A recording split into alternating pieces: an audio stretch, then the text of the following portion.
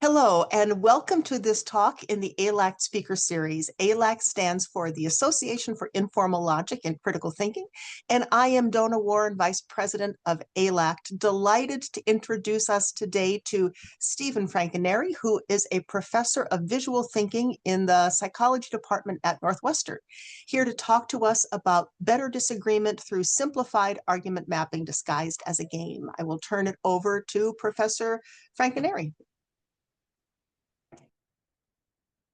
Thank you so much, Donna. So happy to have your advice on this project, y'all. I am going to share my screen, and then there's also a copy of the slides in the chat. If anybody comes in late, please, if someone could just repaste it into the chat so that others can have it. And I have made that copy world editable. So please leave comments anywhere along the way. Interrupt me anytime, but also leave comments along the way so that I would love to get your opinions on this project. Make sure. Okay, cool. So, hi, I'm Steve. I'm a psychologist at Northwestern, and I study visual thinking historically. Lots of data visualizations, maps, graphs, diagrams, PowerPoint slides. That's my usual jam. For the last, that's what my research has largely been in. And for the last couple of years, though, I've switched my research over to better disagreements, political depolarization, etc. And I've become infatuated with argument mapping via Donna and some other folks that you'll be familiar with. And I've been trying to get a portion of the power of that technique out to the world, to kitchen tables, classrooms, Thanksgiving tables, hopefully for next week. And I'll show you the game that we devised that is simplified argument mapping. And I'll take you through hopefully just 10, 15 minutes of introduction to the game, why I think it works, and then give you a quick splash, 5 minutes of new mechanisms that we're thinking of. And then I want to turn it over to y'all for discussion as quickly as possible, if that sounds good. All right, so here's just the first 10 minutes. And again, these slides are in the chat. I don't think this works. I had to build this slide for a high school classroom where I've been testing this game. And the debate model, I find, is a terrible idea for most humans. This puts people in a mode of persuasion and battle and gets their armor up. And yeah, it works for scientists, and yeah, it works for courtrooms and for people who have the right culture. But for most people, this puts people cognitively into a mode that is not conducive to actual good thinking. So we wanted to create an environment that took a version of this system that you're all probably, I'm assuming Donna, folks in this room are familiar with the thing in the upper left. Cool. And so we're going to make a simplified version of argument mapping. And I'm showing you a few of these because you're most familiar probably with the format in the upper left, which is more of an org chart in my head. I don't know, you could turn it like this, turn the org chart. That'd be fine. In fact, in the lower right, you see that you could turn that just into a text outline. Structurally, these are all the same kind of idea. Why do we like the one in the upper left? I've had many delightful conversations with Donna about this. It's like there's something visual spatial about it. There's something that it's just easier to think when the ideas are sprayed out in visual space in a way. And so we actually went whole hog on that. And instead of having an outline like this, we took it and kind of made an octopus out of it on the table, which I feel makes it even more engaging and more 2D spatial and lets me really spatially localize the idea in a way that gives me more visual processing power. So that's going to be what the game board is going to look like. That's what our simplified argument mapping is going to do. When we play the game, the first rule is, remember how we don't want this, the first rule of this game is you are not here to debate. You are not here to persuade. Stop it. Cut it out. You are here to collaborate with that Uncle Dan with the opposite color political hat on, or that other person in the classroom that you get in arguments with. You're here to collaborate on figuring out why you disagree. It's the only point of the game. You're not allowed to persuade and to debate. So first of all, we gotta commit to that. We have to sign a non-legally binding contract to say I'm here to collaborate, not to compete. And then while we're at it, why don't we say we're going to be respectful and we're not going to be nasty to each other. We're going to think honestly and not try to persuade for our side, but really try to find truth. And then if a fact check comes up and I say that the moon landing never happened, we'll agree to go to Wikipedia and see if we can, well, maybe Wikipedia is not going to solve that argument, but actually, little fact checks I've seen in this game can actually go a long way.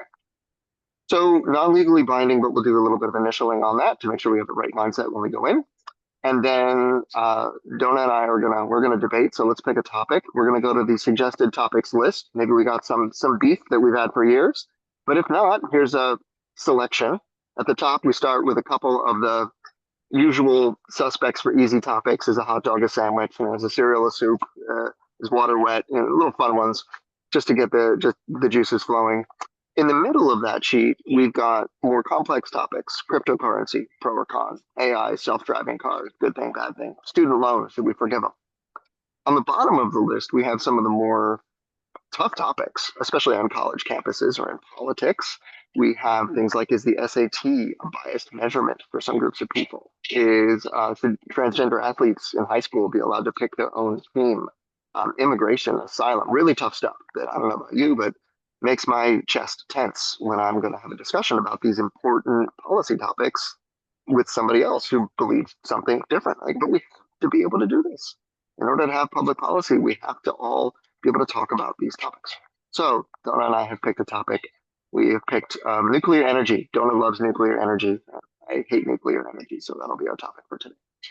We are going to lay our discussion out in this simplified argument map.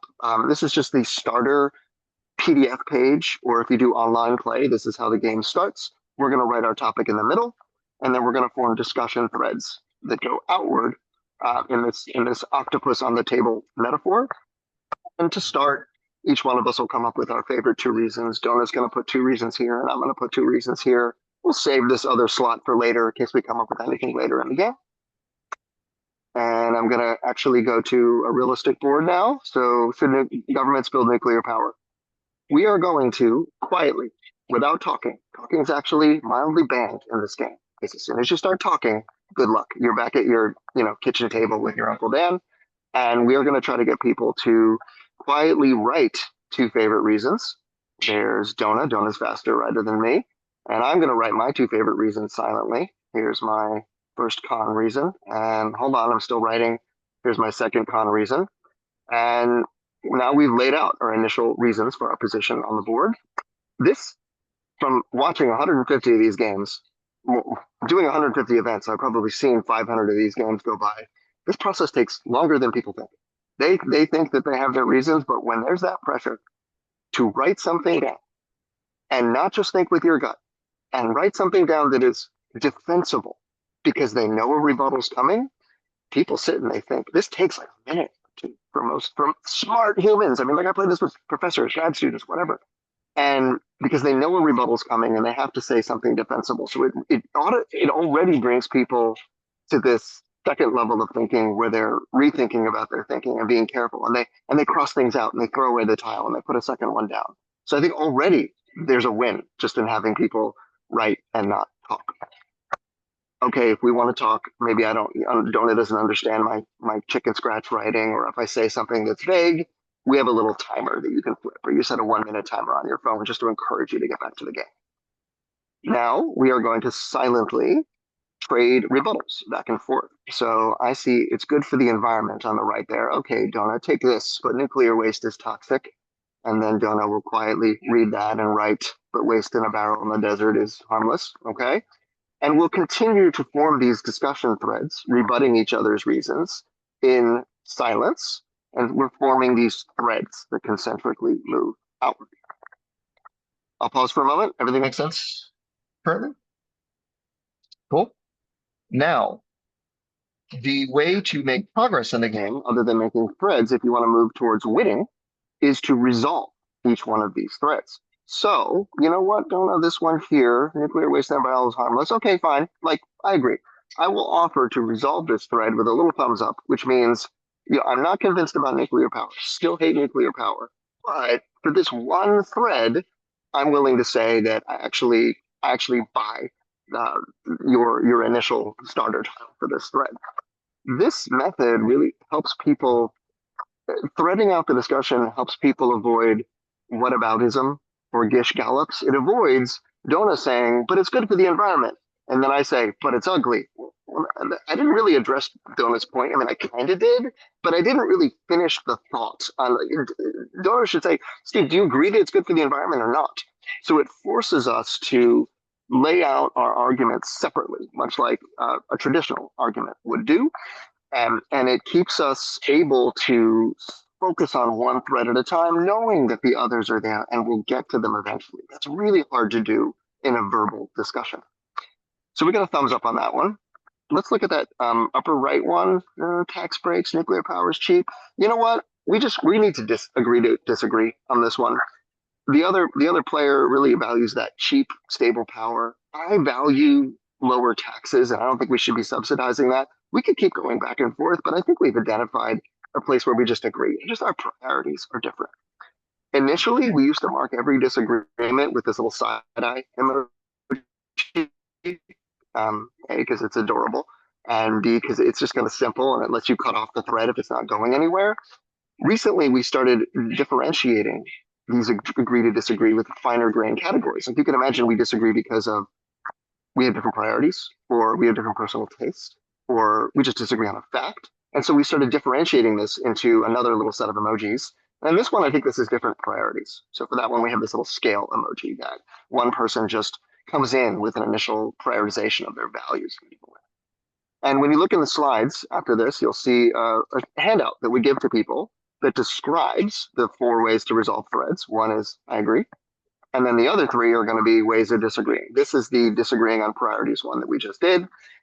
Underneath that, we have some sample priorities that often come up. You know, somebody values fairness in terms of equity and somebody values fairness in terms of merit. These are just popular categories that come up.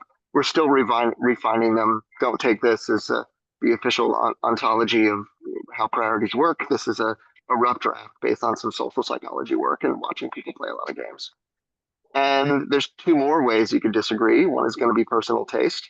This typically comes up when people play the fun topic of like, who's the best band of all time? You know, like Led Zeppelin or Aerosmith or whatever. You know, there's no answer. It's like, what do you like? Or like, I don't know basketball well. Who are the 2 best basketball players? Like, is it Kobe or LeBron or whatever? Like, you know, it's just like I don't know. It depends on what you like and or what your values are. Is it like points scored or games won or something like that? On the right, disagree on a fact. If you disagree on a fact, what we encourage people to do is to try to go look it up. Spend 5 minutes on Wikipedia before you actually mark a disagreement. And you'd think that that would be a mess and it would never work. And yeah, I'm not going to convince Uncle Dan that the moon landing happened. You know, January 6th, people have their own opinions that are not going to change. But I've been shocked at how 70% of the time, with people that come in with a reasonable attitude, that they will look up things about um, whose student loans actually get forgiven. Is it like the rich kids or the low SES kids? Trans athletes, if they start taking drugs at a young age versus an older age, how does that affect their strength level? That people take the time to do these fact checks, and it works a shocking amount of the time. I'm not going to say it's 100%, but I've been surprised at in this tame environment where emotions are more clear and calm, how well it can work. So those are the 2 that we've addressed so far. And by the way, the conversation between Donna and I so far has been surprisingly calm. You know, typically if we get into an argument, it's like shouting. But when you have this object on the table and you're not talking to each other, and instead you're collaborating on an artifact, you know, we're just assembling IKEA furniture together. We're just working together to collaborate to find out why we disagree. We're building this diagram together. It is shockingly calm. I, fingers crossed, knock on wood, of the 400 games I've watched people play, and I've seen people play tough topics, I haven't seen anybody get mad in this. And that they are talking about some of the tougher topics. I've actually been really surprised at how depersonalizing discussion by collaborating on an object, how far that can bring people towards calmer discussions in addition to clearer discussions. Let's collapse those threads. We're done with it. Makes it a little cognitively easier to handle the complexity. Let's finish up those other threads on the left. Nuclear plants leak radiation. Donna says modern nuclear is super safe. Okay, I'll say, but 10% of those plants leak every decade. Donna calls a fact check on that. We go to Wikipedia. And you know what? I'm being a pain about it. My fifth grade teacher totally said that, and I thought he was cool. So like, I'm just going to be a stickler on it. So we're just going to agree to disagree and say that's a fact check disagreement. And then nuclear pants are ugly on the lower left. Let's play that one out. We could paint them with murals. No, they'd still be ugly. Okay. That one gets a little wine glass. I feel like we agree to disagree on personal taste there. We can collapse that. Congrats. We've won the game. We've resolved all four threads. We found out where we agree and where we disagree. And while I've cooked this game to show the conveniently show each one of the emojis one time, actually what we find is that the game boards, when you finish, typically look like this. Not this, but something more like this, where people agree more than they disagree. And they never would have figured it out unless they actually laid it out in visual space and took their time to dissociate their agreements versus their disagreements. One more way that you can win this game, and that this is the cheat code. This is the instant win condition where you skip right ahead to the prize. And that is going to be if you can revise the center tile to a new question where you can both say no or you can both say yes. Congrats. You have discovered that actually the phrasing of the initial question was your problem. You actually agreed in the first place. You just didn't realize it. So Donut suggests, should we build nuclear power in the desert? And I go in my head, I don't have to look at it. It's ugly, but I don't have to look at it. If it leaks, that's fine. Okay, cool. And I say, yes, we can do that. Congrats. We've just done the cheat code version where we can skip to the ahead to the end of the game. I will give a 30-second summary of this, and then I'll pause for questions, and then I'll talk about some other game mechanics that we're thinking about. But I'll start here. I think that the system, I've done a lot of thinking about why, from watching so many games, why the system works so well. And it really, really does. We've run a study on this in the lab. The effects are awesome. I anecdotally have watched so many games and I've seen people think so much more clearly and so much more calmly. And I think for me, the reasons why people think clearly are when you have to write things down. If you were doing it in a word processor or an outline, it's kind of boring. But doing it on this format, it's kind of fun. You know, you're making little puzzles and you're keeping it short. It forces this non-gut thinking. It forces this like system two thinking, if that's a phrase that's familiar to you, where you actually have to think ahead to make defensible claims that are clear and precise. And you know it's going to get rebutted. So people pause and they think hard and they appreciate having that time to do it. One of the feedbacks that we get on this game a lot is I never had a chance to have a discussion where I could actually sit there and like really think it through. I usually feel so much pressure to just spit something out and just rebut. And it was really refreshing to have the time to quietly, non-awkwardly think things through. Number two, because everything after the first thread starter is a rebuttal. You actually have to listen. You're forced to listen. You can't talk unless you listen. And you have to rebut in a way that's relevant to the previous point that somebody made. You can't can't say nuclear power is cheap, and then I can just say, but it's ugly. And then Dona can say, but it's safe, and I can say, but it's ugly. Like you actually have to reply to the last thing that came in the thread. Finally, having things laid out like this in threads beats the limits on verbal memory. But when I get in a debate, I forget half of my reasons, all of your reasons immediately, and just cognitively, it's so tough. So having this advantage of laying things out in visual space in the same way that argument maps do helps people keep their discussions separate, helps prevent gish galloping and whataboutism, and makes arguments into dialogues and makes them a lot more clear. That was a lot. I will pause there, take questions, discussion, and then I'll tell you about the other mechanisms that we have and take more questions, discussion. Please, Frank. Yeah. Well, I'm really, really, really interested in this, in part because it's accessible to high school students.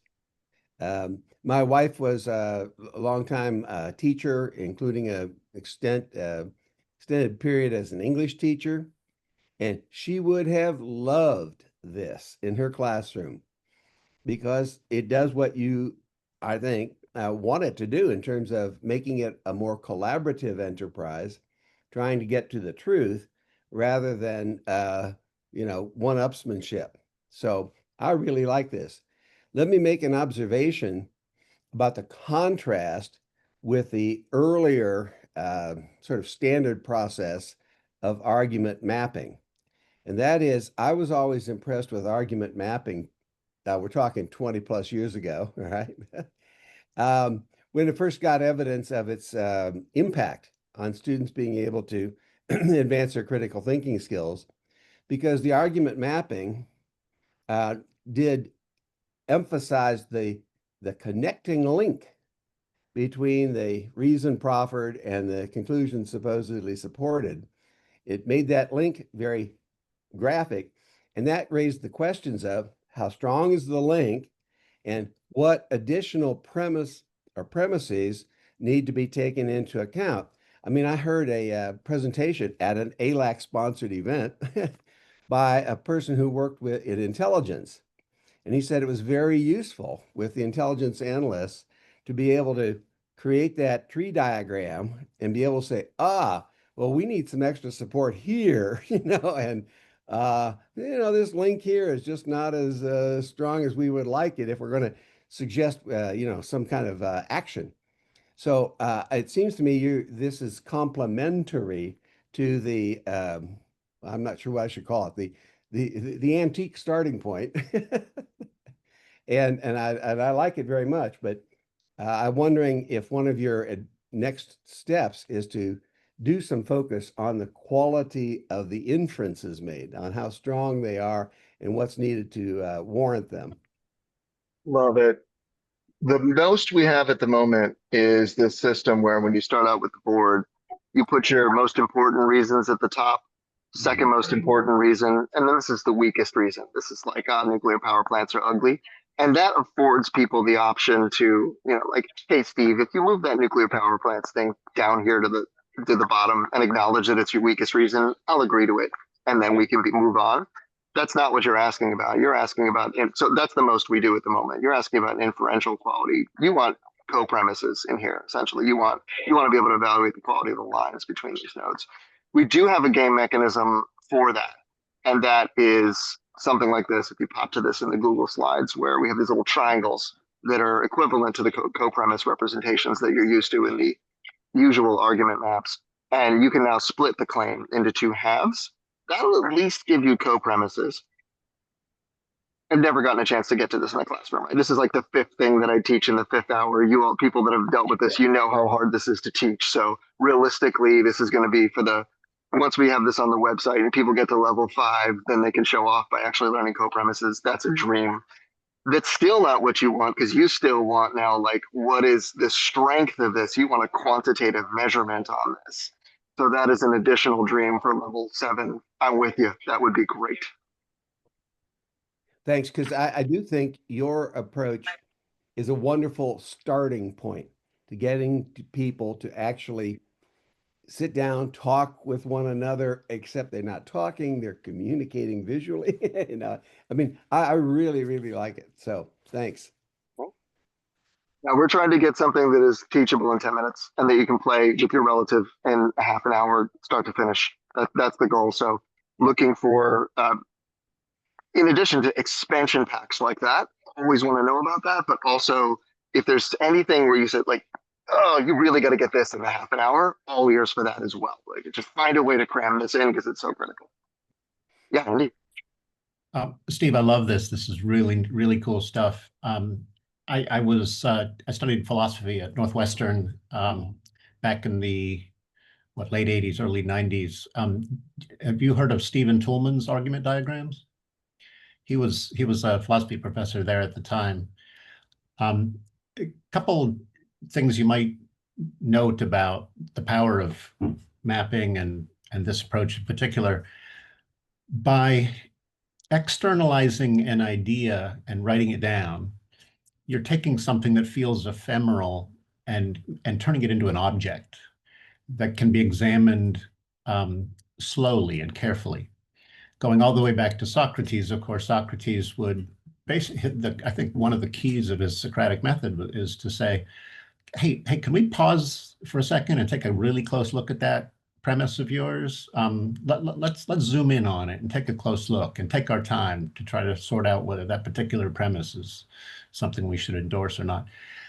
I think by mapping, of course, you're turning all these episodic, ephemeral things that tend to whip by fast in conversations and that feel threatening oftentimes because people don't feel they have enough time to think them through. And you just turn them into objects that can be examined at your leisure. And by slowing the whole thing down, I think it makes it much more conducive to achieving shared understanding. So I love what you're doing here, and hope this goes a long way towards depolarizing our nation. Indeed. Thank you. And if you or others have, hey, Socrates, page 47, or, Tillman, this book, I would love to actually have the quote for that so that I could show it in the future. So if anybody has those references, I'm all ears. Just a quick follow-up. There's not so much a particular passage in Plato's dialogues that do this, but the whole gist of Socrates' approach to asking questions is to basically say, okay, hey, let's slow this thing down and take a closer look at that. Gotcha. So his whole method kind of has that vibe, but I like that you're using technology here to accomplish some of the same things in a really neat way. I'm going to throw a link into the chat thread about a Heineken commercial that famously brings together liberals and conservatives to build something together. And it turns out that building something together goes a long way towards helping people see eye to eye. And of course, that's what you're doing on these diagrams. So there's two ways to play the game. One is the PDF that you download, and then you cut the shapes out. And one of the things we initially envisioned was you do that with your, the other person for 10 minutes, and you actually get, we pass out literal kid scissors, like what you get in kindergarten, the safety scissors. And you have to do that with somebody else for 10 minutes to build that rapport before you get into it. So you're more willing to sign that little contract. Love it. Love it. Technology wise, also, by the way, just for everybody, that we do have online play cooking. And so if you want to try it out later, you just go to the website. And you don't need any of this. Just go to the main website, pointtaken.social, and there's a link to online play, and you make a little account, and it's free. And you share a room code with somebody else, so you can play with anybody else in the world.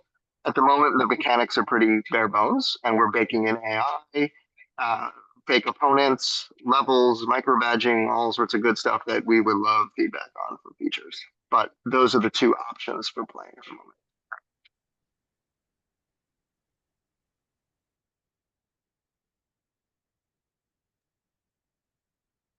Happy to take other questions, or also happy to talk through some of the other mechanics that we're thinking about building. So I'll give folks another minute to see if they have questions. Well, while we're waiting, I hung around with folks in our college education for a number of years.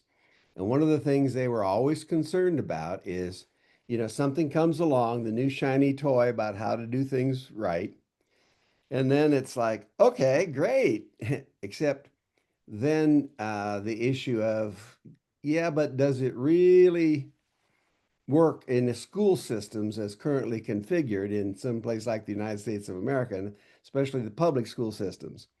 And so I'm wondering kind of what your experience has been working with people in the schools. How have you, how did you gain entree? How did you gain credibility? How did that work? Because that's an important next step. Otherwise, this is a, interesting play, but no more than that. So please. It's a great, important question. I have done this well, let me acknowledge, first of all, that this is trying to, and you've all had to deal with this, make critical thinking fun, like get people to do it. It's insanely hard. Going out and trying to productize critical thinking training and get people to do it is a terrible idea. Just like you're like running a business or something. So I have done this with college audiences. I have my undergrad class do this, and I actually had them go through some training on argument mapping beforehand, and they find it aversive. It's hard. You've all dealt with this. They played this game, and no, they did it, and they said that they fairly enjoyed it. I don't know. Maybe they're just telling me what I wanted to hear. I've done this with people that enjoy these kinds of activities in the first place. They just have a proclivity for it. I did this with Kellogg MBAs at a brewery a few days ago, and it was the Kellogg Politics Club. So these are always already ceiling GMAT, people interested in politics that love to debate with each other. And they actually appreciated this game because it allowed them to debate tough topics that they normally felt a little nervous about. And oh, they sat there and stayed 2 hours and they played 4 games each. It was great. I ran it in a high school classroom. The local, AP social studies teacher let me have 2 1-hour sessions, and 70% of the students were into it. 10% were on their phone and just refused to play. So we get a distribution. But I should say I've been surprised at how gamified this feels. And one of the mechanisms I can show you in a minute is how we're trying to increase the gamification and get people to return and come back later. I think one issue now with this game is that if I invite people to come play at the local brewery or something, they'll play once and be like, "Oh, that was cool. Yeah, like I really see the world a little bit differently now," and then they don't come back because it needs to be more engaging. And a buddy of mine said, the reason is it's not a game unless you can lose. You need to have points. You need to, and so that's one of the mechanisms I want to show you that we haven't really tested yet, where we get people to have that incentive structure, that engagement, getting those little gold coins. It's like Duolingo, right? Learning a language is repetitive and terrible, but Duolingo is the world's expert at getting my kid out of bed and like playing Duolingo just for fun. How did they do that? We need to tap some of that. Oh, could I get a question in there? Please. Okay. You mentioned that someone can kind of call a timeout, call for a fact check. And let's say someone does that. And as a fact check, the person offers up, well, it says in Wikipedia that such and such. And how do you on the diagram place the response, yeah, well, Wikipedia is all a conspiracy.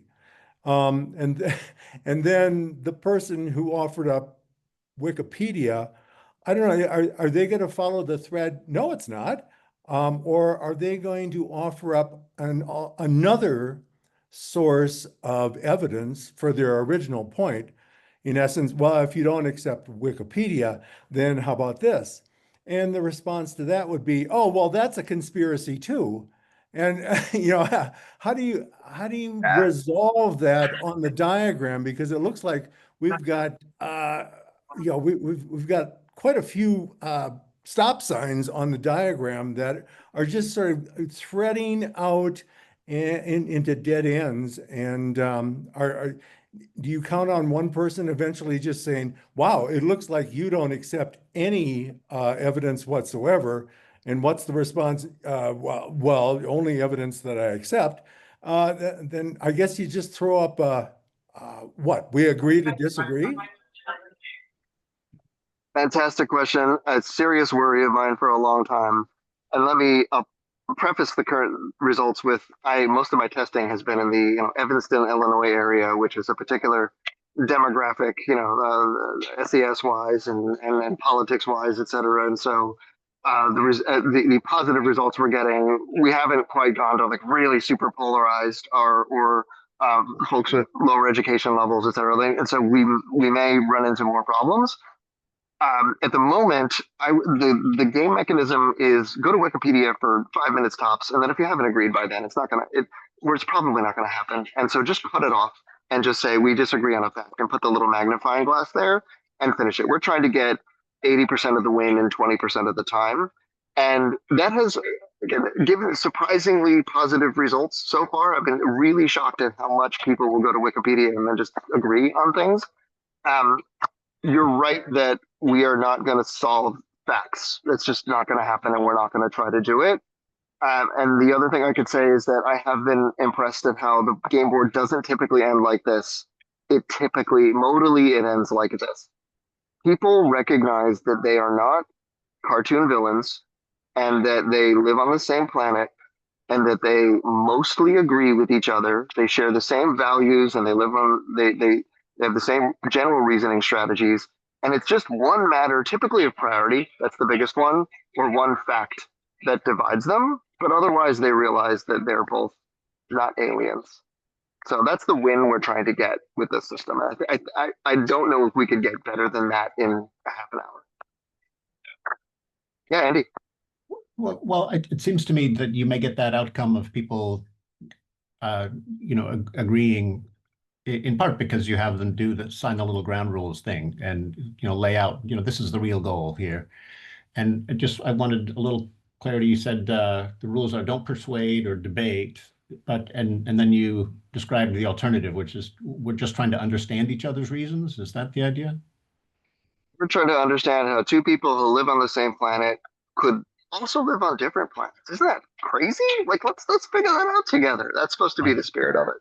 And it's really important that that gets stay maintained. Even though you're rebutting each other's reasons, it's really supposed to be expressed as like, I just don't get that. For me, it's this. It's supposed to be this kind of collaboration. Right. And in the example you talked us through, there were a couple cases where you said, yeah, I'll grant you that argument has a little bit of weight, but I'm not going to suggest that it's decisive kind of thing. And of course, I think good reasoning often requires that kind of small concessions like that. So, and I'm wondering about the role of the emoticons and actually, you don't call them emoticons. What do you call them? The little resolve? Emojis. Emojis. I'm of the generation also that I call them emoticons, but I'm with it. The kids call them emojis. Sorry, I'm dating myself here. But the idea there is to gently nudge people in the direction of trying to find a way to sort of close branches down and to give them sort of a limited suite of options so they're not overwhelmed. And sometimes they opt for one that's, this is pretty close. This helps to express my qualms about this, and it's good enough for now, kind of thing. We've only added the suite of 4 recently in the last month or two. We used to just have the thumbs up and the side eye. And we're still deciding whether this is the right set and whether there's just a level 1 of the game where it's a thumbs up and a side eye, and then we bring in this more complexity later. That's just a testing issue about when we bring that in and what the suite looks like. It's just continuous testing and data. As we scale up the website, we're getting a lot more data that's interpretable. I'm later today building large language model routines that will crawl through the data and find out how people reason and when they reason wrong, and just algorithmic data analysis that will figure out which tokens people are using, which emojis people are using, and how long the threads are. And that's going to be a blast to analyze those data. And if anybody's interested in that, by the way, I am looking for buddies on that enterprise. I will give you the whole data set, and it's good stuff. There's really interesting patterns in here. Does the octopus architecture and the octagons ever create sort of structural obstacles to fuller disclosure? Like there's only so many argument branches you can do on a diagram like this. How do you handle cases where, well, I have five reasons I want to present rather than just 3? You're right. That is a limiting factor to this. We made the middle octagon bigger just so you could fit 6 instead of only 4. That was a recent change that we made. You could imagine that you could maybe make it 8. At that point, I feel like you're at a more advanced level, and maybe you want to go read your Tolman or something. I don't know. I think we're trying to again hit 80% of the win with 20% of the effort and mechanics. I agree, though. That seems wise. Yeah. I could show a little bit more. I'll give you a quick 1 minute each tour of some of the other mechanics we're thinking about, and then you have the slides on your side, and you can ask me to bring it up and ask questions. We mentioned the Duolingo. We want to Duolingo this thing. So where's our points? Hey, the points are not for the different players. It's not that you get points and I get points. We get points together. These are collaborative points. So the points look like, they're Mario Brothers gold coins. It's like you collect your gold coins in a video game. You can finish the video game, you can beat the game, but then you get to count how many coins you got along the way. So we got this little thing where if you fulfill a little mission together, then you add little coins to this, and you decide what level you got. So you can micro badge and say, my uncle and I got to level 3 and depolarizing the world. And then what are the little mission cards? Here's one set that we've been playing with. This is taking a thread where I say a thread shifter. This is the power plants are ugly, and it was up there in the number 1 spot. Most important reason. Can we just move it down to the lowest spot? Because once we move it down, then I can more easily give a thumbs up on that. We can be done with it. So doing that together and making that decision together earns you a gold coin. There's another one, thread splitter, where for every reason that pro-nuclear power gives, I just say, but it's ugly, but it's ugly. And we've been playing with what the rule should be here, but my rule at the moment is if a reason shows up more than once as a rebuttal, if I keep saying, but it's ugly to everything, it should have been its own thread on the other side. Another version of the rule could be if it's not directly related, but like I've had great conversations with Jonah about like what directly related would even mean, and I'm convinced it's too. I can't even figure it out. So it's just if you use it twice, then you got to move it over to the other side. And if you make these decisions together and help each other out, because it really helps to think together in this complicated environment, then you're on a gold coin. We've also got Buddy Boost is just somebody has unclear language over there on the left, and they say things like policy X would make it better, and you collaborate with you. You say, hey, can I give you a Buddy Boost? Can we change that to this other policy would decrease taxes by 2% or something more concrete. So there's just little examples of how you might clarify someone else's reasoning. But again, you're doing it together, and you earn a gold coin together if you do that. And then these are essentially logical fallacies. We had other ones that are logical fallacies, but this is no cherry picking. Somebody gives a cherry picked anecdotal data bias sample, blah, blah, blah, and you change it into something that is more precise. Like, oh, in this case, this happened, etc. Or there's exaggerations like, oh, conservatives always say X, or people from this country always do Y. Then you make the language more realistic. So no always, no never, etc. on this side. So these are all things that would earn you those little gold coins as a team. And I'm sure y'all could think of 10 other rules, and I'm all ears on other quests or other fallacies or other reasoning fixes that people should be engaging in. Finally, there's this other mechanism that we're just playing with. You can see our designer has not had a crack at this yet, where I want to get people to be able to pre-commit to values ahead of time. I find this one to be especially relevant in politics at the moment, where I feel like motivated reasoning for one's favorite in favor of one's favorite politician comes into play really often, where you'll let your favorite politician or whoever is on kind of your side get away with stuff. And once that example is mentioned, it's like, oh, it's obvious they should be able to get away with that. Having people pre-commit to things like, what does free speech mean to you? What is, should politicians be able to punish their political enemies, etc.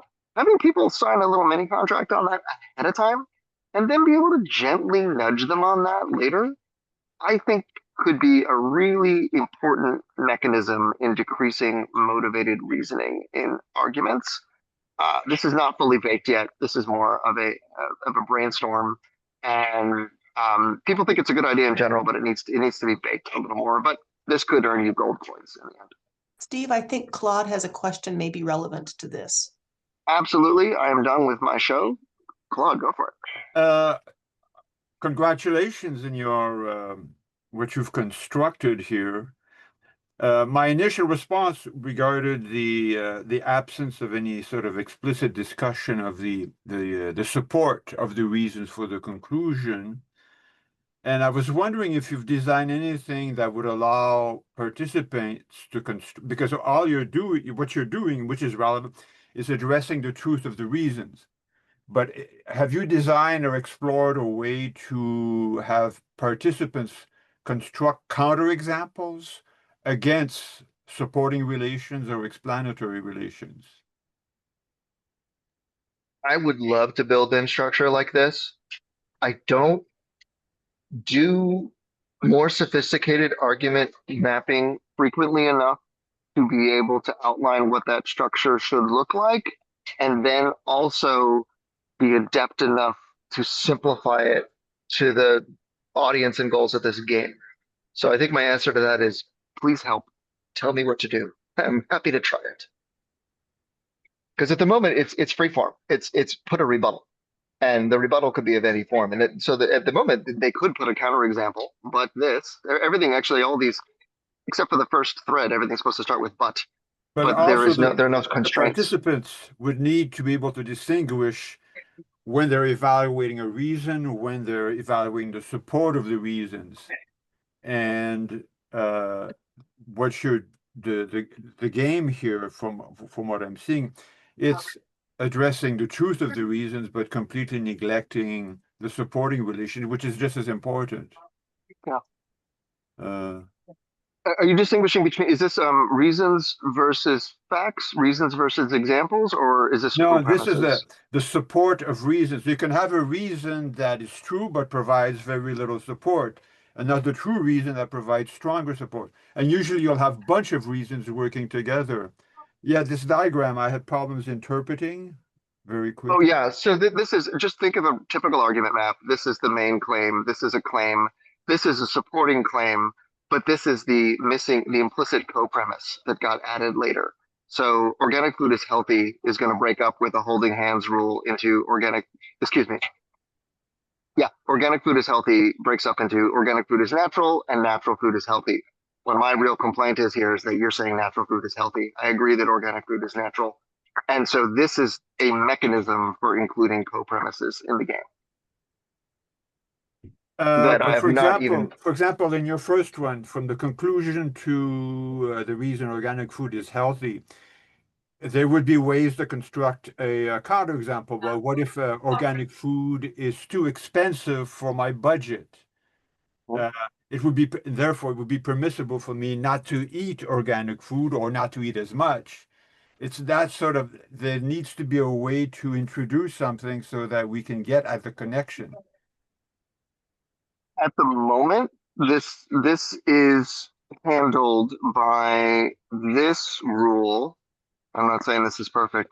This is handled by this rule where if I say organic food is healthy, but you say it's too expensive, I'm gonna say, hey, can we finish up this healthy thing? I understand that it's expensive, but can we move that to a thread on your side? I feel like that's an independent objection that, and I get it that that's not a perfect mechanism, but that's the one that we have at the moment. Do you, does that? Do you think that works, or do you think it would be critical? Because this gets beyond my abilities, I think, to be able to navigate what people should be doing. But does at least this mechanism that I'm pointing to here make sense? Where if you Yeah. said it's expensive, like it's like okay, that's true, but can we finish my thought? Can you move that to the other side? Because you're But right, it is when a counter argument, but it's not direct. when you're doing that, you end up treating the counterexample as if it were sort of an independent reason working with the other Yes. reasons. And that it's doing something else. Okay, it is a reason against something, but it has a specific function which the players will not grasp if they're not properly trained. And it's Yeah. and this was mentioned earlier at the very beginning, how the addressing the support is very important. Yeah. So, I'd and like I'm to not talented. collaborate if you're, because that's an area that I'm obsessed about, constructing counterexamples. My email, I hope, is in the invite. I would love to collaborate with any of you. We need help, please, and we need exactly you're like, the 8 people in the world that we need help from. So please contact me. I'd love to chat. So what's your email, or how do we reach each other? Don't know if it sounds good. Maybe at the end we can just send an Oh, email and okay. just make sure everybody has my contact info. I'm happy to pop it in here. I'll pop it in the chat, but just in case. Andy? Yeah, Andy. Steve, if I may, yeah. So I hadn't noticed how many of the octagons in your primary example started with the word but. And are those, when those octagons appear, are they pre-populated with the word but? There's actually a typo in this right now. This should start with yes because and yes because. This should start with no because and no because, and then the rest start with but. It's long story version control issue. So, I mean, I can see how that could nudge people, give people permission to sort of express reservations in a gentle way. Are you familiar with the primary rule of stand-up comedy and its connection here? I'm excited to hear it. Apparently improv comics. Improv comics basically, Yes, and the rule is yes and not comma but, right? Yeah. Yeah. In the sense that because as soon as you start to express but or reservations, you're beginning to introduce tension. Now, obviously, you want to bring out the tensions here so people have a shared but are there ways to nudge people in the direction of sort of a more yes and rather than no but. That's one of our hypothetical level 3 or 4 is going to be that you don't have the word but on the card, and I think you can see like this blue is just chaining ands. And then you're adding a but. At the moment for level 1, it's just easier to say that everything's a rebuttal and try to keep it to one tile. But when people play, naturally they run out of space in a tile and they wind up just crossing out the but and putting ands. But it's hard to teach people this system and then also have the product itself just be intuitive where you know what to do and which ones do we save for level 4. These are all issues that we've gone back and forth a million times on. But for the moment, yeah, we just put but on everything and hope to make level 3 exactly what you're describing. Is your Buddy Boost feature currently available? It is currently available on this piece of paper. It is not in the online game yet. Yeah, the next thing we want to, we're testing this a little more on paper. That's our cheaper strategy rather than coding everything up. But I'm almost certain that we need this, right? We really need to get this going, and we need to bake in the game mechanism where people can do this. They can get their points. They can track their points. They can show off their points, and then also the AI. I think that feature will be very revealing about people's real position and what they're willing to agree with. Because if you sort of tame down your opponent's reason from never or always to well frequently or something like that, you'll get clearer on exactly what their reason or position is, and you might well start agreeing, and they realize both start agreeing on things, and if you do your buddy boost, and your opponent says absolutely not, don't be tinkering with my reason, don't be tinkering with my position, then you sort of know where their head is at, and it might just be time to cut bait and walk away. Absolutely. Yeah. There's we'd love to set up a little specific operationalized guide of when somebody's violating that contract, or like when it's time to cut bait. Like exactly that kind of example is perfect. How do we? And I think that the AI is going to help on that, but we'd love to have a crisp few sentences of it's like this is how you know your opponent's being unreasonable, or you should just tell them that they are, and just walk away if they won't agree to change.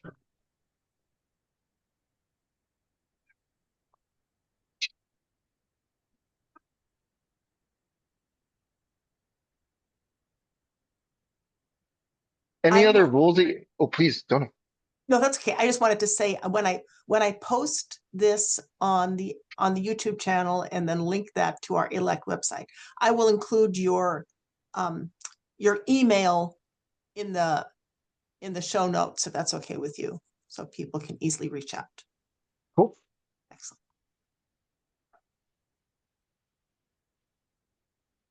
Any other rules that you'd love to see? Any other dream game mechanics?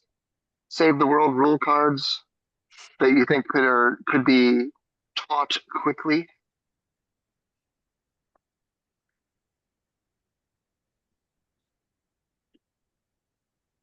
I'd like to know, for example, if someone gives the reason, well, because in essence, an appeal to popularity or something like that. For example, if Donna would have said, well, the majority of people don't approve of nuclear power. How on the existing diagram does that get addressed by just simply saying, well, just because the majority of people approve of it doesn't make it right, and gives an example about I don't know, the majority of people in this case we're in favor of a deplorable thing. How does people address those kinds of informal fallacies on the existing diagram? That barely missed the cut for being a mission card. We're trying to keep these things crisp. And at some point I went to all the logical fallacies websites and reasoning errors websites and tried to list out all the 500 reasoning errors that people make and try triage them into the critical ones. And that was like number 6 at some point, and it just didn't make the list. And I do notice that when people organically play and they use those rebuttal cards, they will put that argument there spontaneously. So who cares what everybody thinks? So that one didn't make the cut for that reason, but it hurt to cut it, and it's still there on my dream list. Yeah. Steve, yeah. So when I imagine sort of guiding a group activity, say in Evanston Bar with Kellogg students, you can sort of lay out the ground rules, sort of use your voice and other things to sort of set the tone of collaborative interaction, right? And when you facilitate an event like that, you can do a lot to kind of put people in the right mindset. But when you take a device, a tool like this, and just put it on the internet and let people find their way to it, a lot of times they come in with maybe the wrong attitude or wrong mindset. So it'd be nice to layer in, I mean, it sounds like you've already begun to do this, but when you can layer in things that nudge people to bring the right mindset, that make a big difference, I would imagine. This is a good reminder nudge. We're just rethinking the onboarding process at the moment for the game. And at the moment, it's like, watch this 5-minute video of Steve blabbing, and then like just dive in. And we're remaking it to be more like, all right, get into the game. Okay, a little paperclip comes up and explains things one at a time. And this is a good reminder that as we do that, we should really infuse the spirit of it as we go. And then the mediating AI paperclip should also keep up that spirit during the game as well. So good reminder on that. Thank you. And love the idea of rewarding cooperation in varying degrees. You're a master of the art of disagreement, you know, it's nice. It's nice to, it's nice to get people to see that vision. I hope we'll see. Donna, I know you got to go in a minute. I have to go in 1 minute. Well, let's just say thanks to Steve for this. Thank you. Interesting. Yeah, let's not make this the end of the chat. Really, please reach out if your game. We need help, and we need your help. So I really appreciate you. We have some agreement here. Good job, Steve. Yeah. This was delightful. Thank you so much, Steve. I will certainly be in touch with you, and I hope my colleagues on the call will be as well. And I will see y'all on the other side. Bye-bye. Nice to meet y'all. Bye-bye now.